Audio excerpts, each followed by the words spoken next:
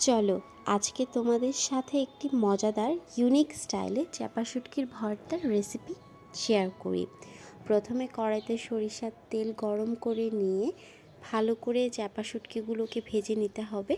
তারপর একে একে দিয়ে দিতে হবে কাঁচামরিচ।